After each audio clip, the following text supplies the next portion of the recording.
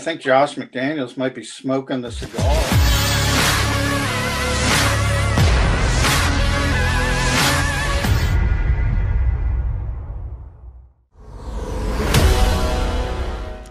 You see this Rob Marty?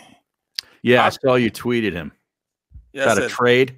Yeah, I feel Carson Wentz needs a fresh start, and Eagles need to rebuild. Wentz may end up being a Pro Bowl QB elsewhere, or he may fizzle. Doesn't matter. Yo, John. Now, he's never taken that. I mean, he's always been, opposite of that. Man, I wrote that 3 weeks ago. Look, don't let me go back to the annals here. I'm telling you. John, what's up, man? Hey, what's up, guys? JF McMullen. Yeah, I replied to Rob, essentially. Carson's finally coming to the realization of, oh, crap, they're going to keep me. So you got to get that out there. Here we go.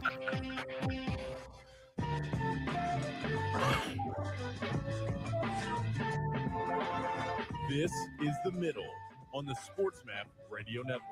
Presented by Rocket Mortgage. Live from the O'Reilly Auto Parts Studios, here's Eitan Shander, Barrett Brooks, and Harry Mays. 12:40 on the East Coast right now on a Monday, as we welcome in our NFL insider, courtesy of Jacob Media, at JF McMullen. Is how you follow John McMullen on Twitter. You can read him, phillyvoice.com, si.com, Eagles Maven. He's everywhere. Everywhere. Absolutely everywhere. So, John, first and foremost, hope you enjoyed the 4 games over the weekend, and we appreciate you joining us. Hey, guys. Good to be with you. Yeah, it was some great – obviously, I think the last game was the best game. And, to see Brady versus Breeze, and obviously it's pretty clear that's going to be Drew's swan song. That's history right there. Yeah, but it was he even shed a tear.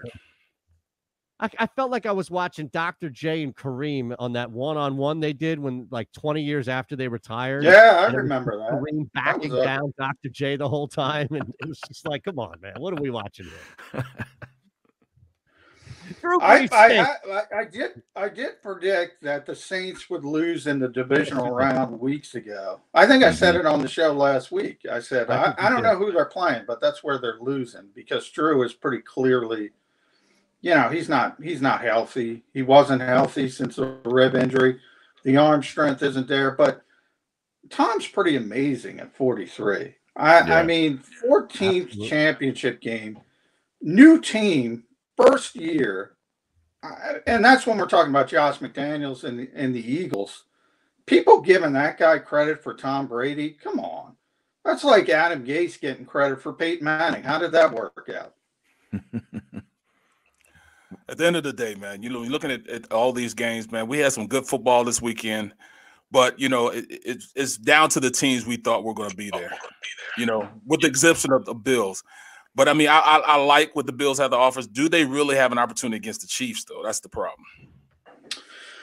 I think that, first of all, we got to see how healthy the Chiefs are. Patrick can't play. They got a great chance. So he's got to get through that protocol, and I think everybody's hopeful from what happened after the game. So, but the Bills, I've been saying it, if there's one team that can get in a shootout with the Chiefs, it might be the Bills if they start clicking on all cylinders. So it's supposed to be bad weather. I think that'll affect things, and both teams are used to it. So I don't know how big of an issue that might be.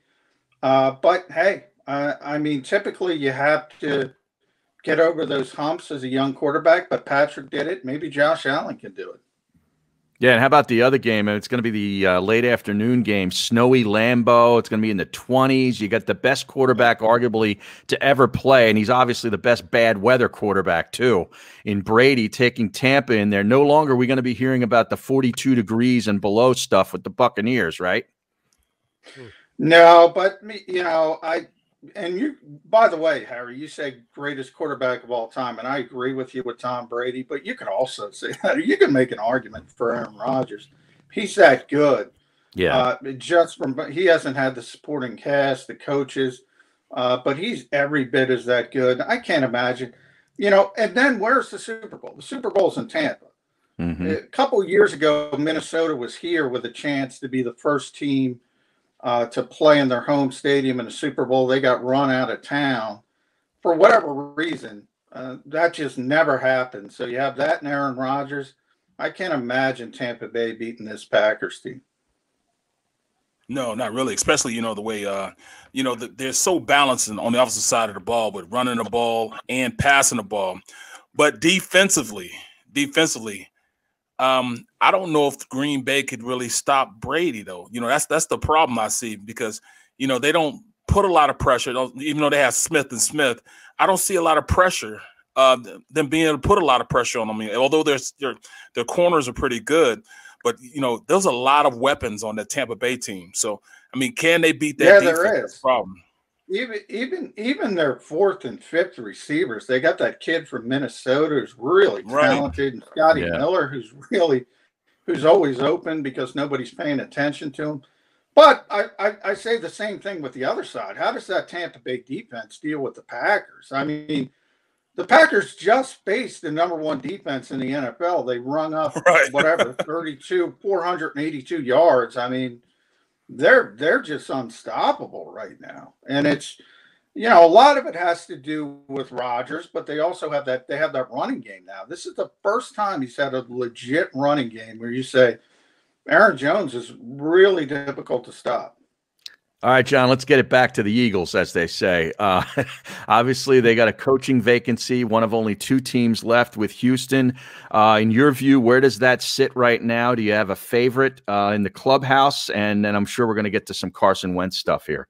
Yeah, I think Josh McDaniels might be smoking the cigar. The way everybody in this league is talking about, that seems to be a foregone conclusion. He's certainly the leader in the clubhouse, which is, I got to tell you, it's a shock to me. I can't imagine the Eagles would hire him on this day. If they do, it would be a public relations nightmare. But when you look at this organization, I would have never imagined they would even look at this guy. Pre-Indianapolis, when he walked out on the Colts, he was the guy.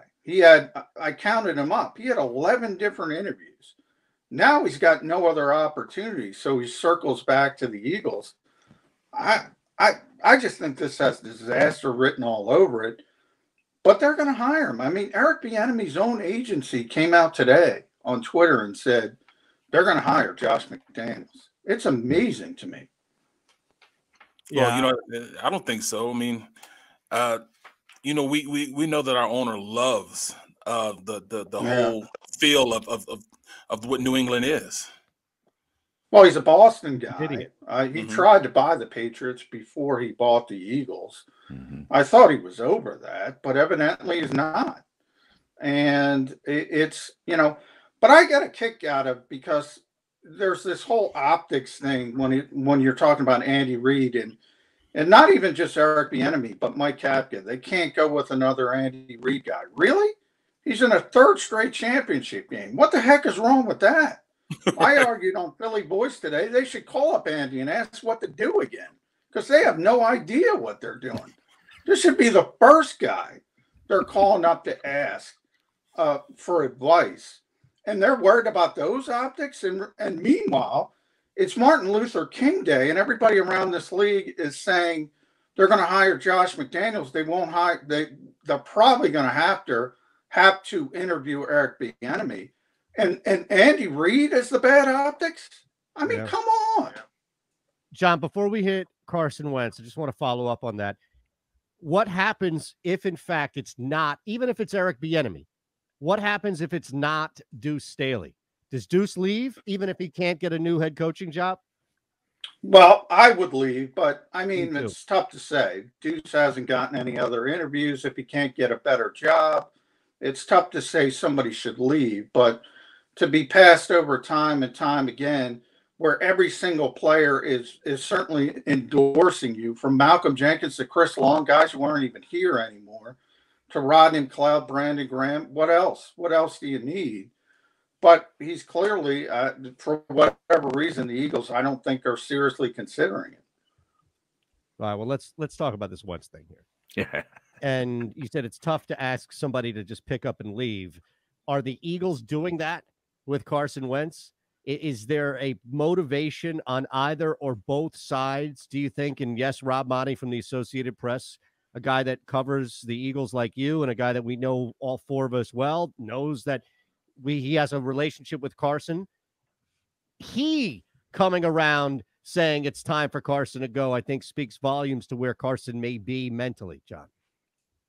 Yeah, and I joked. I was like, this is a clear indication that Carson is like, oh, crap, they're going to keep me by bringing in Josh McDaniels and try the reclamation project. And look, the dead money, I've been saying it from the start. Jeffrey Lurie's not going to accept that dead money. He's not going to set that precedent.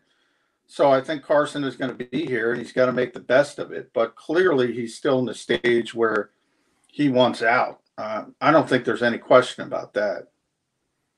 Yeah, but see, I knew he was going to be here anyways because I really didn't think that, that Hurts did enough to really dethrone him, even though I see potential in him. Potential is not something that you would invest $34 million of dead money in. So I knew he was going to be here. But can Carson fix himself? Can he do enough of a self-evaluation? That's where I'm finding it hard to believe that, he can do that at this point. Yeah, Barrett, I agree with you. It's got more to do. It's got nothing to do with the coach. I mean, you can bring in Josh McDaniels. He can say, I can fix him. It's got to do with Carson Wentz. He's got to fix himself first. He's got to accept coaching. He's got to realize the mechanics are in the disrepair, and he's got to go through all these things to kind of rebuild himself up. Until he accepts that, nobody's fixing him.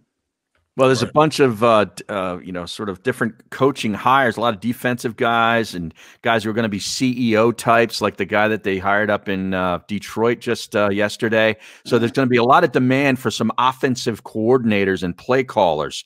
You think that's where Doug ends up with one of these teams as the offensive coordinator? Well, I think the only place Doug would go as an offensive coordinator is Seattle. He lives there. He's from Bellingham, Washington, which is close. That's where he's going to live when he retires. Right. He loves the area. He's always loved the area. So that makes so much sense. And people don't realize because he looks 45, Pete Carroll's like 69 years old. So you also have that theory that maybe you could be the heir apparent. And remember, go back to the Russell Wilson draft. Doug Pederson was here as the quarterback coach. The Eagles wanted Russell Wilson badly. So you have all these things, an opportunity to work with Russell Wilson, maybe be the heir apparent, and also go home and live where you want to live. That would be the only offensive coordinator position I think he might take. Imagine they get rid of Schottenheimer because he didn't run the ball enough, and now you bring in Doug P. You ain't seen nothing yet. Nope. Right, yeah. Right. Be upset to say the least. All right, John. One more we have time for, Barrett, if you want to throw one out. Yeah, man. I'm just looking at, Carson and, the whole dynamics of, what came out in this this article, where there's smoke, there's fire. This is like the second time in a row that, the same article's been set out. I mean, you could take that article and tie it to the other article. Is Carson just not good of a guy? No, I don't think it's that. I think he doesn't connect with people. I think that's pretty clear. Everybody's been honest about that. He's a type A personality.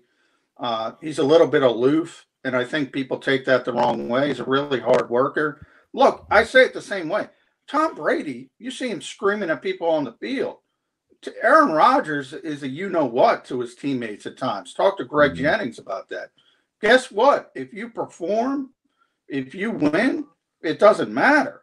If you play poorly, if you play poorly and people don't like you, then it becomes an issue. Yeah. Well, it's compounded. I mean, think about it. Like, it's not just, to your point, John, one where it's accepted and the other where it's a problem. It's compounded. The better you are and the more historic your resume is, the more you can get away with dressing somebody like extreme behavior. And if you are terrible and you're going through a historic regression, then you probably can't even look somebody in the eye and give them like a little bit raised. You know what I'm saying? Like the level in which you can get away with it's night and day different. All right. Well, this thing's not going away. And luckily for us, neither are you. We'll chat with you a little later in the week. And we appreciate it as always, John. Good stuff, John. Thanks, guys. You got it, man. At JF McMullen, courtesy of Jacob Media. We'll wrap the hour next here on Sports Map Radio, phillyvoice.com/